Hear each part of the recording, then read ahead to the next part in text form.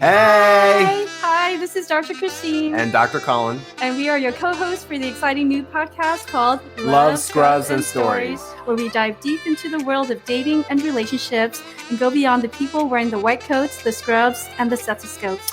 Come join us on this journey where we engage in dialogue and share stories of love, heartbreak, resilience, and triumphs. And we also navigate our professional lives with our hearts on our sleeves.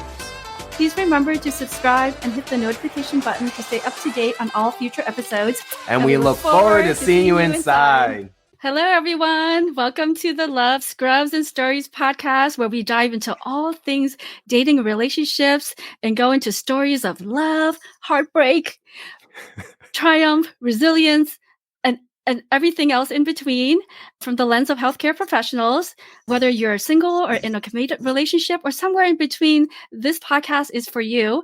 I am your co-host, Dr. Christine Nguyen. Hey everyone, I'm Dr. Colin Zhu, your other co-host, and thank you so much for spending just a little bit of time, to hear us docs just talk about non-medical stuff, right? So, and we're really, really glad. If for those of you who are tuning in, it's brand new. Thank you for joining our community, and we have a lovely, lovely session for you today. So, Christine, how are you doing today? Oh, I am doing fantastic. How about yourself? Excellent. We have a guest today, and before we introduce her on, I figured that, we can just kind of talk a little bit.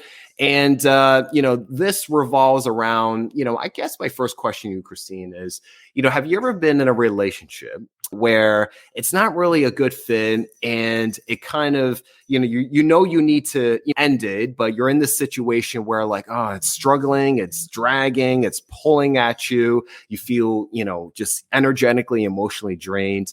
What is, do you have an anecdote like that? All right. Do you have an experience like that? And what have you learned that, can you prevent that from the next time? Right. Can you break that cycle of, not having a good match? What did you learn? Oh my goodness. You're describing like most of my relationships. Oh goodness. And I wish we had a relationship and dating podcast to discuss it. Well, this is perfect, right? So yeah, I do have a problem, and that so when I get into relationships, I put my heart, my soul into it, and even after a while, when it becomes very clear that we are not a great match for one another, but I find it very, very difficult for myself to end the relationships. And perhaps it's the emotions, it's the, aside from just not, recognizing that we're not a good match for each other, but at the heart of it, we have connected in some way, perhaps not in a romantic level, or maybe we did initially, but, it didn't sustain. And so this is something, definitely a work in progress for me. So I end up being the dumpy, so dumpy instead of the dumper, right? If we want to use those words. So I have not mastered that skill. Yeah. Is it a situation where ahead of time before that other person, or the other person, or you feel like you already know, but you kind of, for lack of a better word, drag your feet and you just wait until, you don't feel as bad, right? You just said, you don't, feel guilty, or, do you wait for them to dump? Yeah, well, I think it's probably both. I think in certain situations, I think both parties recognize that, perhaps we're not the right fit for each other. We're both wonderful people, right? But just not quite the right fit for each other. And then I think in other instances, I know well in advance. But perhaps maybe it's the comfort of being in a relationship that I really enjoy. And, because there's also the friendship part of it as well, and I can see how easily some of these relationships can drag on for quite a lengthy period, way beyond, the expiration period of a relationship. Right. And so what has been your experience? Have you found yourself in these situations, and how have you been able to move past this? Yeah. So, I don't know if it's fortunately or unfortunately, I have a lot of dating and relationship experience. I guess it's relative, right? Whether you learn anything from them. But I have been in those situations where you're in a relationship and it does take some time, right? You're in it. Everything is going good. You're past the typical honeymoon phase, 6 months or so. And you find that, it's no longer working and it's dragging you. But, in this mental crossroads, you say to yourself, okay, do I keep going with this, hoping that this person will change? Or should I let them down gently or just give it a little bit more time for something to happen, right? Hoping that something will change. I feel like most of our audience listeners would relate on some point, and it's a challenging crossroads to, the fork in the road to really approach and say to yourself, what do you do in this situation? Do I let it continue? Do I continue to put more work in? But that also takes time, right? That also takes, emotional resources, right? Or do you, try to hope to change this person or fix this person, which I'm sure someone can, have related before. So I've been rather than fixing yourself, right? Let's fix the other person, fix the other person rather than fix yourself. I'm well, you know what? You don't try. Well, I don't, for me, I don't like to think of it like that because they're not broken, right? Exactly. Like my present day self, is self-aware enough to say like, no one is technically broken. It's really about, missing the emotional tools and strategies, right?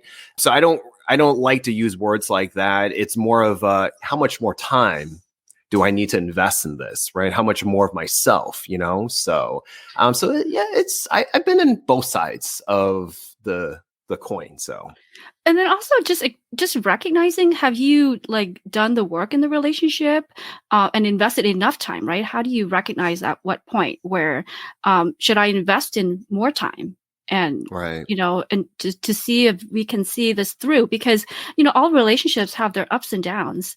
Yeah. And it's something that we all know. But at what point do you, realize that this is no longer, going to work? Like, I don't see a future. I don't, with this person.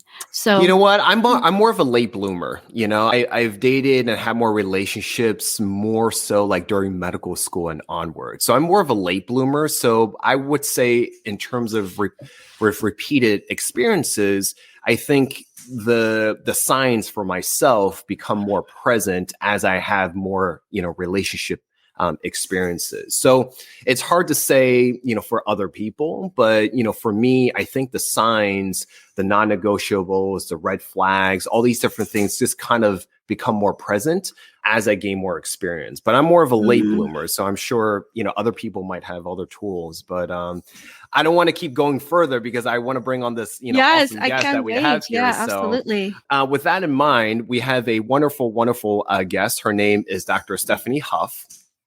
She is a full-time emergency medicine physician with a subspecialty in addiction medicine and obesity medicine. Currently in Denver, Colorado, with her two lovely kids. When she's not working in an ER, she is building her side hustles. I love her already. As a divorce coach, and the other as a inventor of a household product called the Icky Sicky Box. Oh my goodness, I got to hear about this some more. In her spare time, she also enjoys walking her dog to the local coffee shop, hiking or skiing in the mountains, reading and hanging out with her family and friends. So without further ado, please welcome Dr. Stefanie. Hello. Hello. Hi there, Stefanie. How are you doing today? Great. Thanks for having me here. I really appreciate it. Thanks for taking the time to join us on the Love, Scrubs, and Stories podcast. We've been so excited to bring you on and you hear your story and all the amazing work that you're doing. Well, thanks. I really appreciate it. I think this is a fun podcast to have, and I'm sure there are plenty of good stories out there to share. That's awesome. Before we dive deeper into your story, Stefanie, we like to start off with everyone's version of a medical pickup line. So you're an ER doc, right? So we're in the doctor's lounge, right? You love coffee.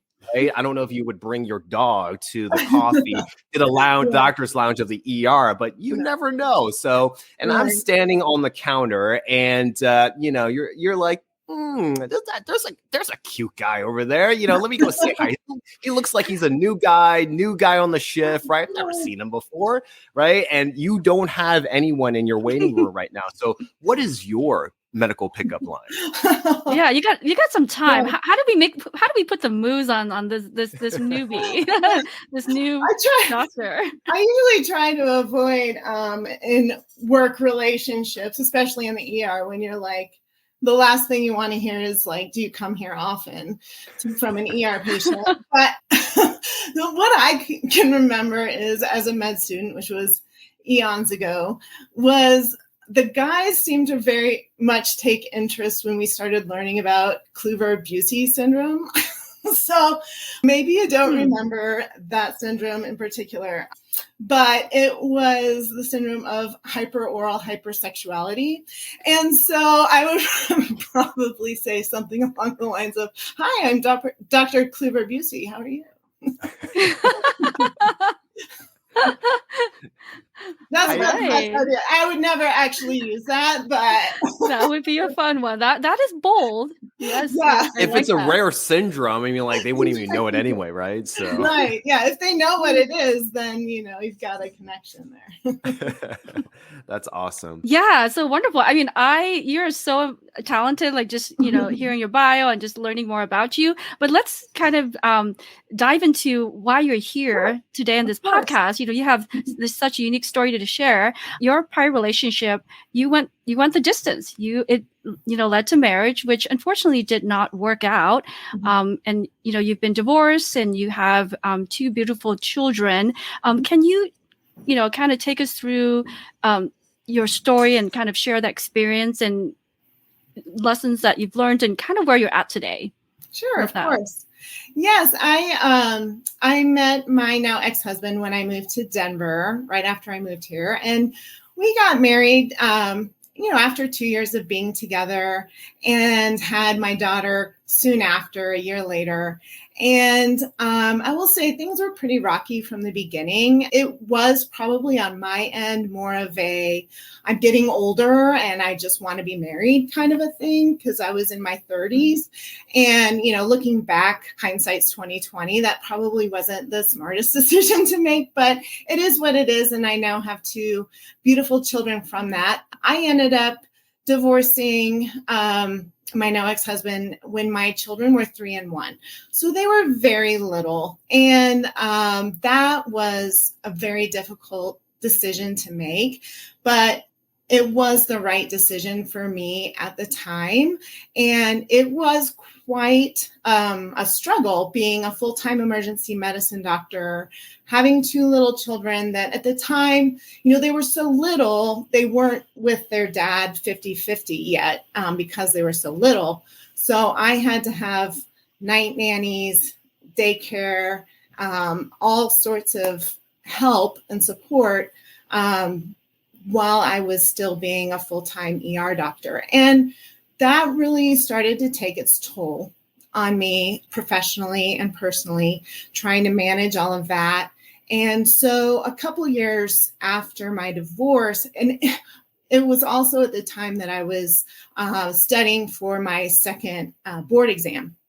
And I started to become very burnt out with emergency medicine. And it got pretty dark there for a while, trying to work through all of that. And then what really started to save me, honestly, was coaching, but also learning that I wasn't trapped in emergency medicine. And that's where you'll find I transitioned to finding all of these other things to do within medicine, addiction medicine, obesity medicine, and then life coaching. Because I think so often in medicine, we go through residency, we become, certified in our specialty, and we feel like that's where we have to stay.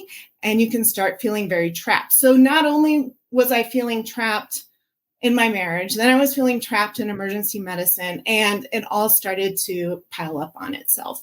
And once I could find out that I wasn't trapped in my marriage, I could get out of it, by divorce, and that was okay, and let go of the shame around that. And then once I realized I wasn't trapped in emergency medicine, that there are plenty of options to me as an emergency medicine physician and just as a physician in general, then everything started to open the doors. And that's when I kind of got out of the burnout of emergency medicine. I love it now. I mean, it's been that's so wonderful. You're still in ER. You're still in I am still full-time emergency medicine. And for a while there, I contemplated quitting. I tried to go part-time for a bit, and it took working on myself to realize that the positives of emergency medicine were definitely more than the negatives, but I was so focused on the negatives that I couldn't see a way out. The Love, Scrubs, and Stories podcast is a collaboration and co-production between the Chef Doc and White Coat Romance. The Chef Doc is a wellness platform that offers innovative approaches to thriving and offers a self-empowerment book, podcast series, on-demand masterclass series, as well as a brand new app. The app provides self-guided education such as food as medicine, self-care, and resilience. Coaching services are also available, whether you prefer one-on-one or group type settings. Please go now to your app store as well as Apple as Google Play to download for free. White Coat Romance is a dating app for healthcare and health-related professionals and students in the US and Canada. It's a lively space where you can find love, companionship, and build meaningful connections with like-minded professionals. If you're single, go to the App Store and Google Play to download and join our vibrant community. As we both serve these amazing communities, we also acknowledge the value of continuing education. Therefore, we're super excited to share an enticing opportunity with our listeners. Our episodes are continuing education eligible. That's right. You now have the opportunity to earn valuable credits while enjoying our content. Rest assured, the episodes will always remain free as we are committed to supporting our communities and amplifying the voices of healthcare professionals. To get a better understanding of how this works, the first 3 episodes are free to obtain, then the rest of the podcast episodes are at a nominal cost.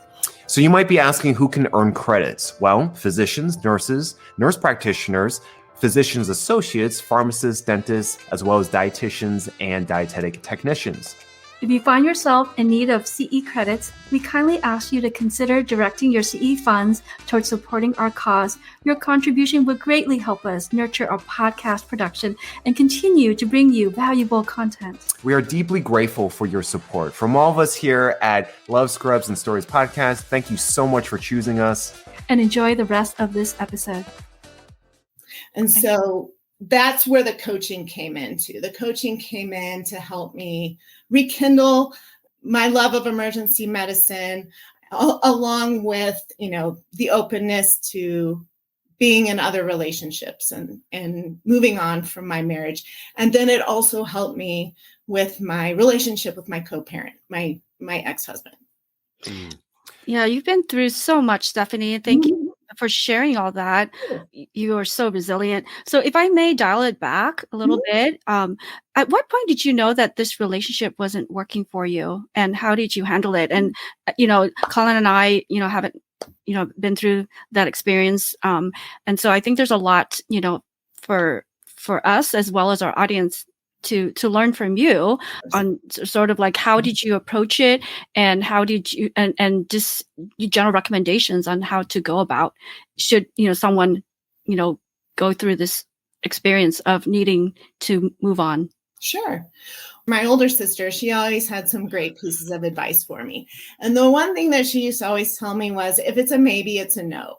And so I kind of wish I had listened to her a little bit more, because probably going into my marriage, it was a bit more of a maybe. And so it probably should have been a no. But again, that's in hindsight.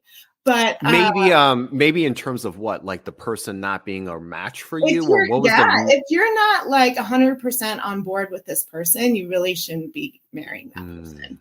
So if it's a maybe, it's a no. And But 100%, I mean, that's asking for a lot, right? And so we hear like out there, people say, depending on like, say, for example, Indian matchmaking, 60%, is what you're shooting for. And the rest of us are like, I don't know about that. I think I want more than that. And you're saying 100%, or maybe you're not. Well, what do you think would be, for us I'm saying that relationships take work and not convincing. So if you are trying to convince yourself to be in a relationship or trying to convince yourself that the relationship is working, yes, relationships take work and no relationship is perfect. But if you're trying to convince yourself that this person is the one for you, or you're trying to convince the other person that you're the right person for them, then that's where you really need to reconsider that it's not working out. And there needs to be an energy match. There needs to be want matches. There needs to be agreements as to how much energy I'm putting in and how much energy the other person's putting in, and that it is working to become better and not just trying to convince the other person to be in the relationship or convince yourself to be in the relationship. So I just want people to really take a beat. And if you're questioning it, like, take some good notes on that. And I'm not saying that it should be 100%, but if it's stronger of the maybe, then it should just be a no. And that's okay. Nothing's gone wrong. It's okay for it to be a no. So a lot of us, in the healthcare professional world, we've taken a significant amount of time, as you already know, in our 20s, to pursue higher education, grad school, all these degrees, and then residency, and then subspecialties and all that, right? When a lot of our non-medical colleagues have spent this time socializing, gone through at least a couple of careers, gotten married or not married, at least gone through some relationship, right? At least more self-development. So I remember what you said in the beginning where, from the beginning, it was rocky, right? But there was something else before that where you said you got into it in your 30s and you were thinking, you just wanted this feeling of just wanting to be in the relationship, wanting to get, married. So how much of it do you feel like was, I guess, the idea of either possibly being attached to the notion of like, arriving to this phase of my life, and how much of that versus, this person wasn't the right fit for me? I think a lot of it was, I'm at the age where I should be getting married and having kids, and I'm at a stage in my life where I should, and that societal pressure to be married, and you're a woman, and I'm sorry, your clock is ticking, and again, and you're a professional woman, not just you're. And again, this was not in the recent past. This was like 15 years ago. So this was before, I think, a lot of the conversation about being a single mom by choice, that wasn't quite the same accepted, possibility back then. While I did consider it, you meet somebody and you're like, I'll make this work. There's enough good here where I can fix him. I can be the person for him. And then you don't realize, guess what? Like you said, Christine, you can't fix somebody else. There is no fixing. So you do have to fix yourself. And I was not in that self-aware space that I am now. So, again, if I could go back 15 years and have a lot more self-awareness around what I wanted and how I truly wanted to live my life for myself, things might have been different.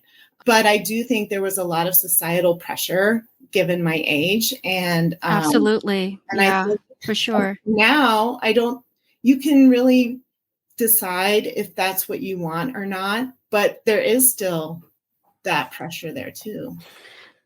Yeah. And then also I was just thinking about what you're saying, especially being a physician. And I fall into this trap of, whether you call it the doctor syndrome or not, where you think that you can quote unquote save somebody or help somebody, Definitely. Yeah. And so it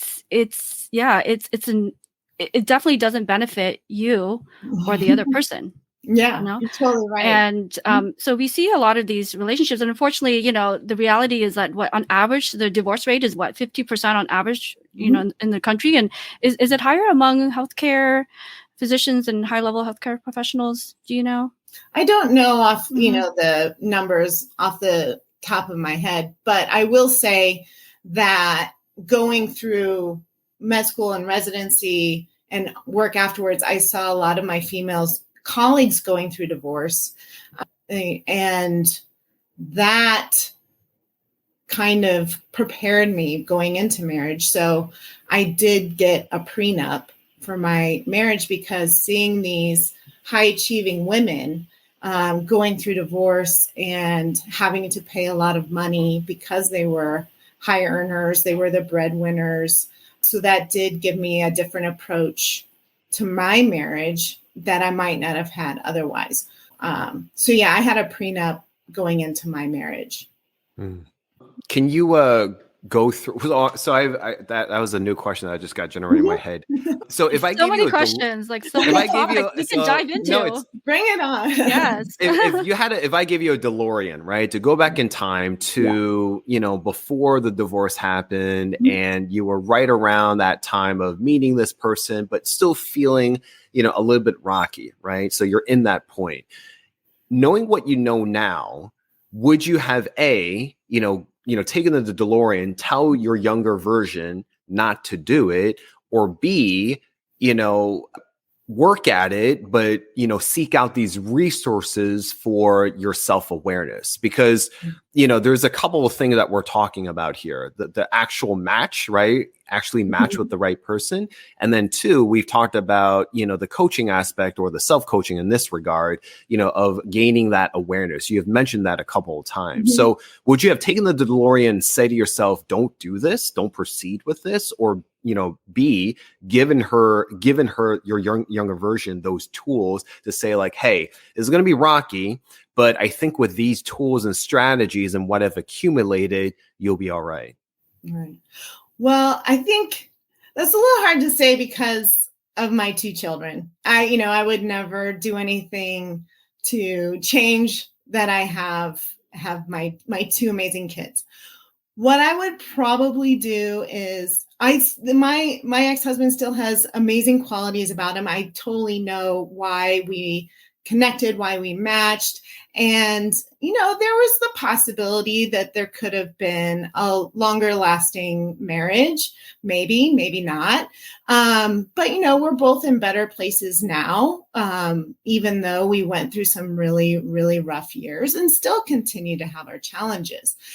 But if I could go back and give myself one piece of advice, it really would be to work on letting go of control a little bit more. I think that was my contribution to the challenges of the marriage. And I think it's a very common thing for people in relationships to try to control the situation, to make things happen the way you want it to. And I've learned a lot over the years of how there were ways that I probably could have been a little bit less controlling, and maybe it would have made things a little bit easier on both of us. Would we have stayed together? Probably not. But I think it would have made everything a little less high conflict and less conflictual. I think that was my contribution to the difficulties in the marriage, was trying to control everything just a little bit too much. And interestingly enough, a few years ago, like right before COVID, my ex-sister-in-law moved in with me. So this was my ex-husband's twin brother's ex-wife. Okay. Oh, yeah. Did you follow that? I'm trying to follow that. My ex-husband has a twin brother, and he was married, and then they got divorced after we got divorced.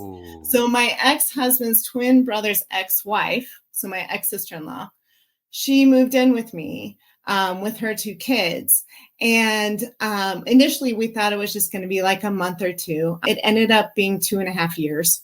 of Wow, that you're so kind Very and generous. similar, Yeah. very similar boat. Yes, Oh my and goodness. it was during COVID as well, so yeah, it that was will do it. a lot of That will do it. homeschooling for So kids. juggling a lot. Yeah, that's But really on your plate. I like to say that was like my healthiest relationship, was learning how to live with somebody in my home, and she definitely taught me how to let go of control of things, and to not everything's going to be perfect all the time. So we managed to make it through 2.5 years of living together, and we're still good friends. And but that was where I really learned, for myself, to have more self-awareness around how I'm interacting with somebody else in my own home.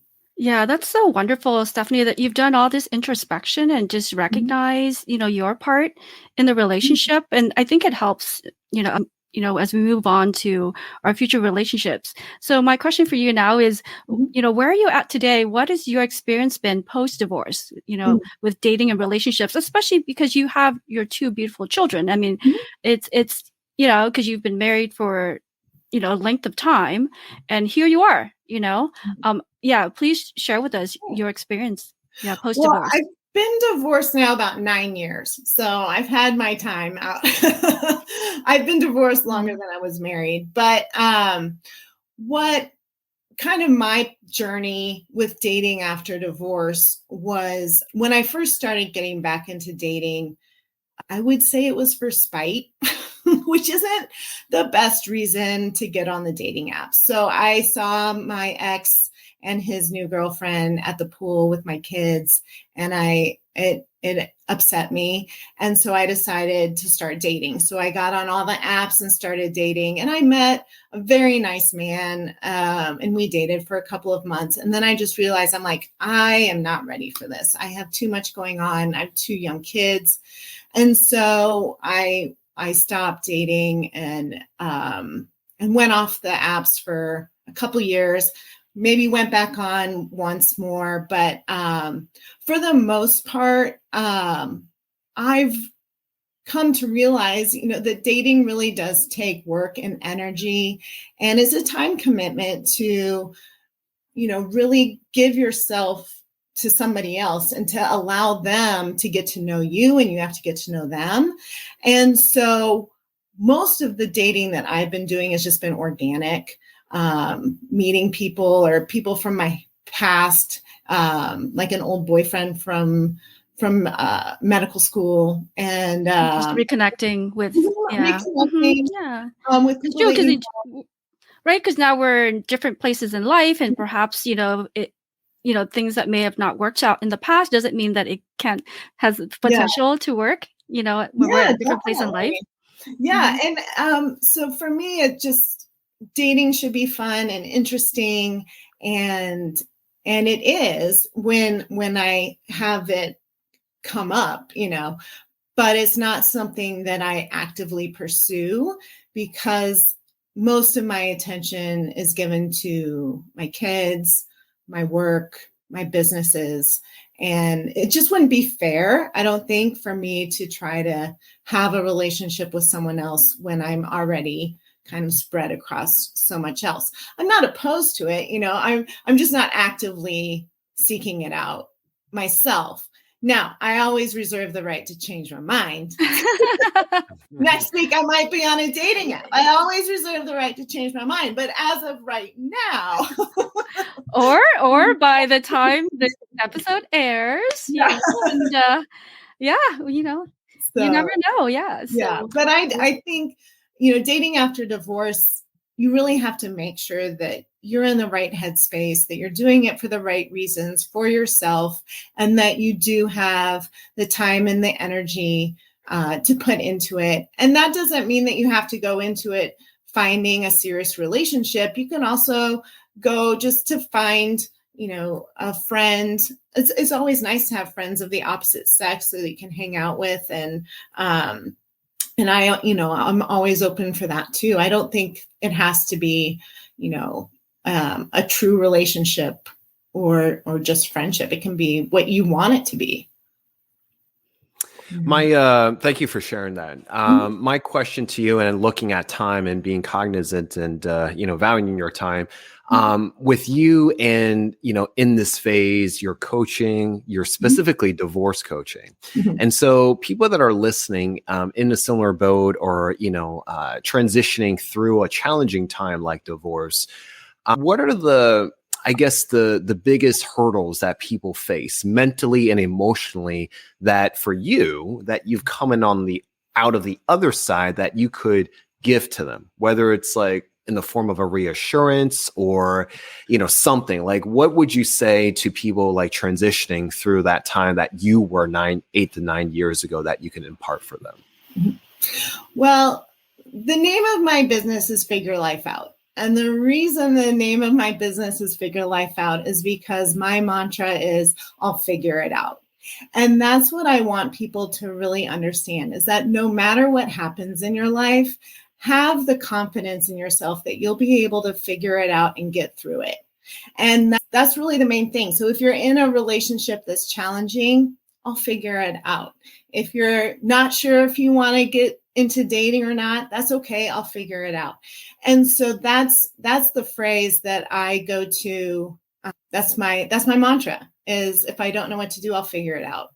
And whatever I decide will be just fine, So just have the confidence in yourself that you'll know what's right for you, and whatever life hands you, you'll figure it out. That is amazing. I love that mantra. It's been so wonderful chatting with you. Unfortunately, we should wrap up this episode. So we thought that it'd be fun to get to know you a little bit better. Would you be up for doing a rapid fire round of questions with us? Definitely. Yeah. Okay. So Colin and I are going to just go at it, and we're going to alternate and ask you these 10 questions. And don't think about it, just whatever comes to mind. This is going to be fun. Are you ready, Stefanie? Sure. Bring it. All right. Okay. Comedy or drama? Comedy. Most embarrassing dating moment, either food stuck in your teeth or a wardrobe malfunction. Wardrobe malfunction. You mean, do I have to? I have plenty, but are you saying? Okay. I would say wardrobe malfunction. Okay. Android or iOS? iOS. Which team? Yes, team iOS right here. Yes. Your preferred romantic gesture, serenading or surprise gifts? She's like, how about neither? How about do my laundry? I don't know. Very practical woman. I'm not a big gifts. If you give me a gift, I cringe. So okay, she's gonna go for option C. Do her laundry. Okay. Yeah. Love it. Okay. Are you an early bird or a night owl? Night owl. I'm an ER doctor. That's me too, girl. We are so similar. Yeah. What is your weirdest first date question you've been asked? God. I don't know. They usually ask me what's my weirdest ER story, and then I have to go through some gory detail. That's how you know, right? Whether they can take it or not. Yeah. That's a good test, right? Yeah. Do you prefer a beach getaway or city exploration? Mountains. City. I would do city. Beaches are fine, but the ocean, my biggest fear is drowning. So I'll take a city, preferably mountains. A city.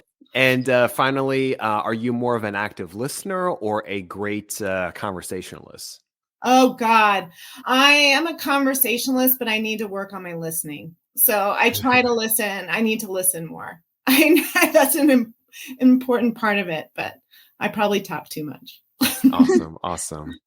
Well, Stefanie, thank you so much for taking out the time. We really appreciate you sharing your story and, the journeys and the transitioning and the light bulb moments that you've gained, the lessons. I think they are very valuable for others that are experiencing, something similar. So, and for you and your coaching, if people are interested, where can they find you? Sure. Yeah. And thanks again for having me on here. It was really fun. So my website is www.figurelifeout.com. And I'm on Instagram at figurelifeoutmd. And I do like walk and talks with Dr. Steff. So I do little reels. Also on TikTok and Facebook, the same. But Instagram is where you can get the most out of there. So.